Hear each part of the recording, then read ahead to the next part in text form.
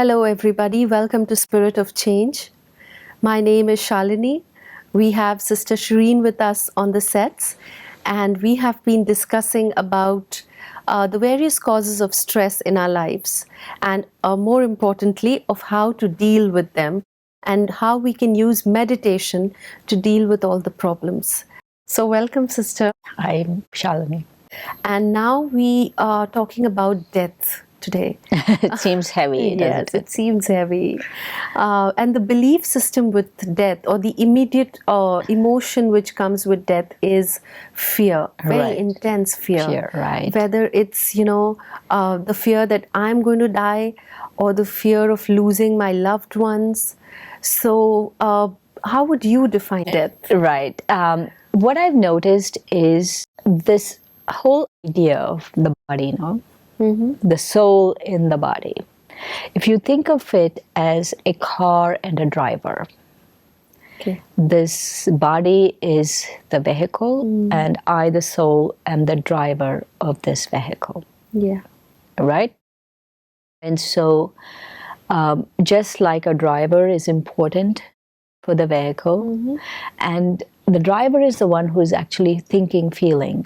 Yes. The driver is the one experiencing these Yes. things, whatever is. Let's say I'm going on a 5,000-mile road trip. I can't ask the car, how was the trip? Did you enjoy the Did you trip? enjoy the trip? I can't ask the car. It's the driver. Or neither does the car decide the direction. Direction. So it's the driver that does everything. And so as a driver of this car, I have to understand that I'm the driver of the car. That's the first understanding that needs to happen, that I am not the car. I am not the year, make, model. Yeah. I'm not female, Indian. I'm not all of those things. That's the year, make, model of this car. I am the driver. I am beyond the car. I need the car, but I'm beyond the car. And so if I understand that, that's the first thing I need to understand. And to really be able to define death, the way I define death is the driver is exiting the car. Okay. That's death. Right. The driver doesn't die. Driver is eternal. The driver is immortal. Yes. That's what they say for energy. Because if you believe that you're energy, you're immortal. Right. As spiritual energy, we are beyond birth and we are beyond death. Yes. So we are never born and we will never die.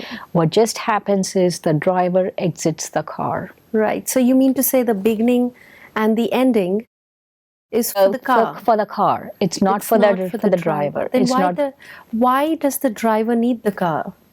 The driver needs the car to be able to facilitate in the physical world, to be able to experience, to be able to have relationships, to be able to experience, to see, to taste, to feel.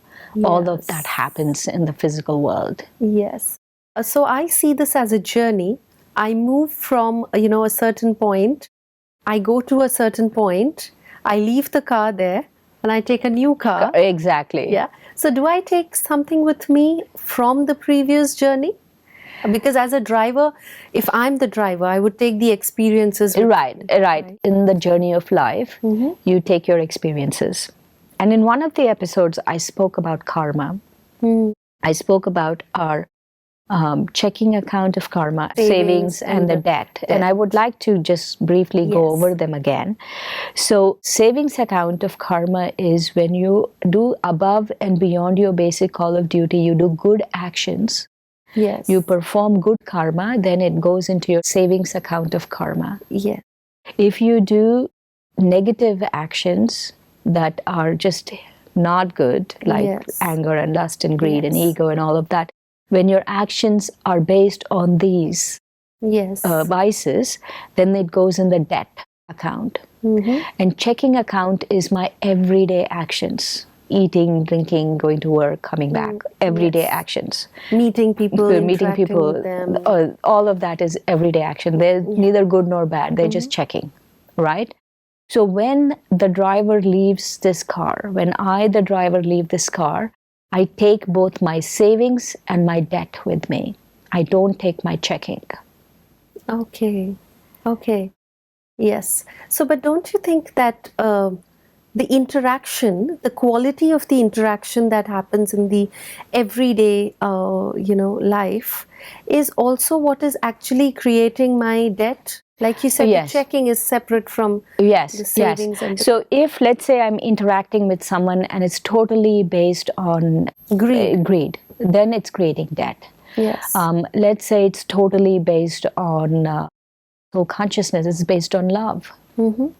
Then it's creating a savings. Yes. But if it's just mindless, you're not, it's neither. It's mindless. You're just going about your daily work in a mindless manner, then it's creating neither. So I don't need to fear death if my karmas, if I have enough savings. Yes. But at this point, we all have both debt and savings. More debt than savings. Yeah. And that's why the fear comes. Yes. The fear comes, what's going to happen to my debt? Intuitively, we all know. Yes. We all know that, we have debt. I have to face them. Yes. And in karma, there is no declaring bankruptcy. You can't say, hey, I'm not going to pay your debts. Yes. That's not going to work. Karma never forgets an address. Yes. And you cannot escape karma. You can't escape karma. It never forgets an address.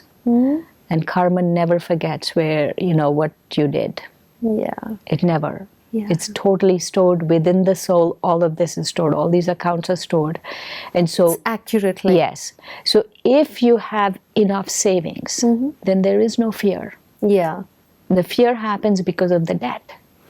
True, right. So how can a Rajyoga meditation or how can practicing soul consciousness help me, to overcome this fear while I am alive, to practice this a way of meditating probably by which I can actually win fear. Right, win the fear. There are two things that we need to remember to be able to practice in meditation. Meditation is a big word. Yes. It encompasses, it's an umbrella term for a lot of things. So for death, we need to be able to do two things. One is we have to constantly remind ourselves that we are eternal souls, immortal souls. Immortal means I am beyond birth and beyond death. And just like in the Gita, it says, fire cannot burn you, water cannot touch you, nothing can kill you. So I am a soul that is beyond all of that. Yes, and even in other cultures, in fact, Sister Shireen, the fact that I exist even after death has been validated. As even if I don't believe in a rebirth in some cultures, it is said that I exist. I will exist up there, all those whatever ideology may be. But yes, so, I need to be aware that I'm eternal. Right. And I'm that immortal energy. Right. So what happens is, that's one, that I'm immortal and I am neither born nor will I die. And deep acceptance of this. It's not some theory somewhere that someone said, but I have to deeply accept, yes, I'm immortal. And as an immortal being, I will neither born nor will I die. That's one. The second one is stability. We have to be very stable. Because if you think about it, not just death, all fear is fear of endings. Any ending. Yes. Ending of a relationship, you're fearful. Ending of your job, you're fearful. Ending of someone's life, you're fearful. All of that. Ending of the life of your loved ones. You're fearful because it's endings. And to really get a handle on endings, you need to be very stable. You need to be very stable in your stillness. Right. And so what happens is, and that stability doesn't happen overnight. It's every day, practice. Every day you touch base with that center point of who you are, that your center of gravity, center of spiritual gravity. This is who I am. I'm an immortal soul. Every day you practice and you come to that point of stillness. And when some things shake you, like your loved one dies or whatever, I was just then it shakes you just a little bit. Yes. But your center of gravity is so powerful that it doesn't tip you over. Yes. But Sister Shireen, what if I'm a mother and I identify myself with the role. Right. I love my child. And what if, I have to face the situation of my child, if I know that he's dealing or she's dealing with an acute illness, and, eventually he will be, death, the fear of death of the loved ones. How can I remain stable in this situation where I identify where the only purpose I see in my life or the source of happiness that I see is the child and my role as a mother? Right. Or as a father? Right, right. That's interesting question, because when you talk about roles, another place that we use the word role is in acting, as an actor, right? And eventually, spiritually, we are all actors.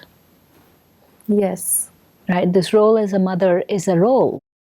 It's like a spiritual acting role that you've been given. Yes. Right?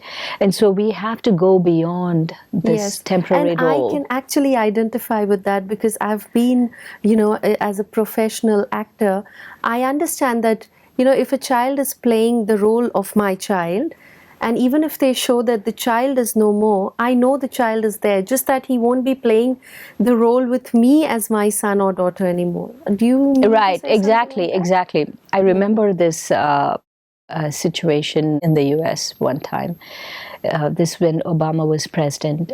So one actor decided, he was in a big TV series, and he decided he didn't want to do that anymore. He wanted to go work in the Obama administration. Mm-hmm. So what they did is they killed off his role. They killed, his part was just chopped off. He died. Yeah. Right, so he could go work in the Obama administration. And so that's the same here. Yeah. So one role is dead, but another role begins. Because as an actor, or the soul never dies. Yes. So you have to remember that. You have to remember, as an actor, as an immortal soul, I will never die. And as an immortal soul, my child will never die. Will never die. And I was just thinking of the body as the costume also. Probably. Yes, exactly. Because when an actor changes the roles, he also changes the costume. Exactly. So I just shed this cloak of matter. Right. And I move on. Exactly. Okay. So, which means that if I lose my loved ones, and if there's too much of grief and there's too much of, deep pain, is that going to affect the soul which has left the body? Do those, the crying and the sadness, that we feel for the one who's left? What happens is, yes, they do feel it. They do feel it. And it's hard to say, okay, don't feel anything, It's hard to just... You do miss the actor as well. Yes, you miss the part, you miss the actor, and you miss all of that. But it shouldn't debilitate you. Yes. And you have to remember that as much as you think about them, they're being affected by your thoughts. Yes. And they will not be able to be happy in their next life. Next, whatever they're playing out. And so you have to be mindful that, yes, I miss them, and they had a wonderful role in my life. They're immortal souls. They had to go to play some other part somewhere else. Yes. And let me have good wishes. Let me have pure feelings. True. I was also thinking, sister, here, the role of God. And I was wondering that the original relationship of the soul is with the Supreme Soul. Right. So do you think it's that separation with the Supreme Soul? Somewhere when I forgot that I'm the soul, or, in a moment where I must have lost my link with the Supreme Soul. I feel more than that separation. I feel the thing that really helps with death is surrender. And so if you notice, a lot of enlightened souls are very surrendered to God. Yeah. Right? And that surrender helps them, because what happens is that surrender is a two-way street. When you surrender to God, then that source of strength, that source of power is coming from God. Yes. And so you don't have to wait for a time when someone's dying to do it, but you are taking that strength, that support from God all the time. Yes. So could we have a meditation on that, sister? Sure. Take a deep breath and release it.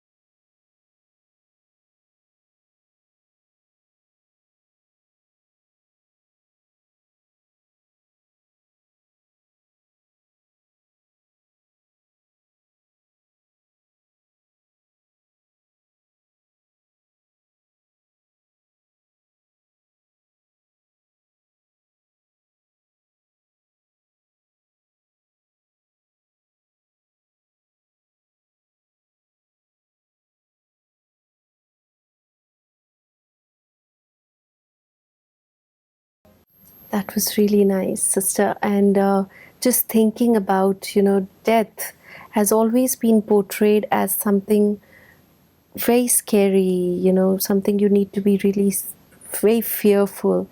And you just said that God is the source that can help me overcome this. But a lot of times people tend to blame God for the death of a loved one. If a person is bad, people say, God took him away. And if he's very good, they say, he's gone to God. So could you clarify on that?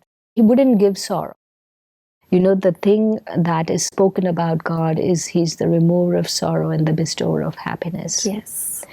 And so He wouldn't, under any circumstances, He's so pure, He wouldn't do that.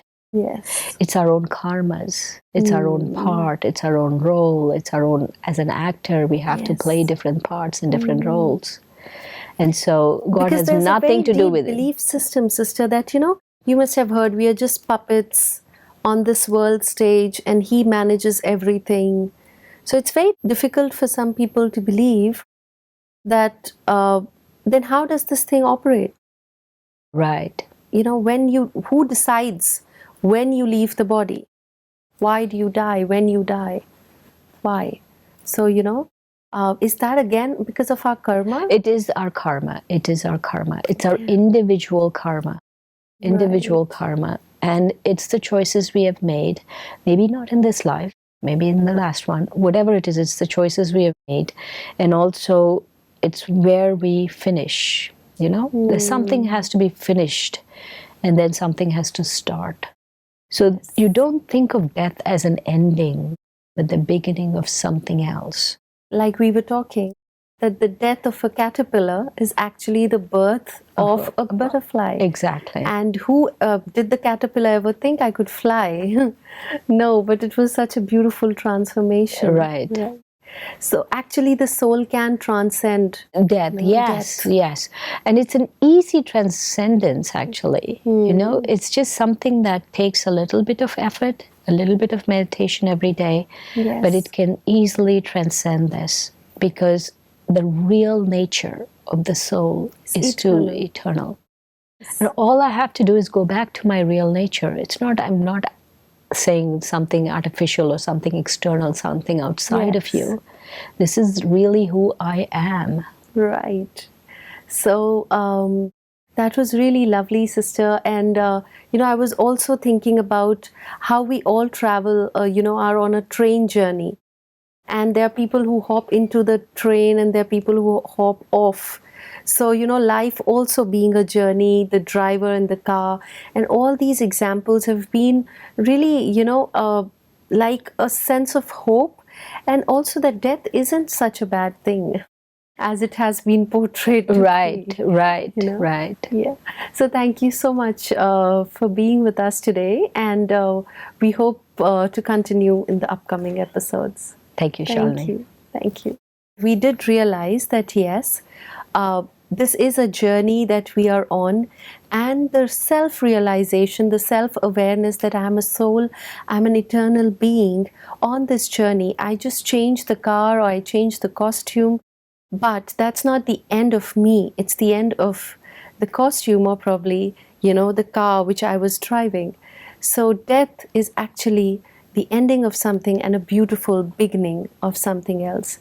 So hoping that our discussion today about dealing with death and how meditation, Rajyoga meditation, and the role that God plays in empowering us to accept this truth and to move ahead. Thank you so much, and do join us again on the next episode. Om Shanti.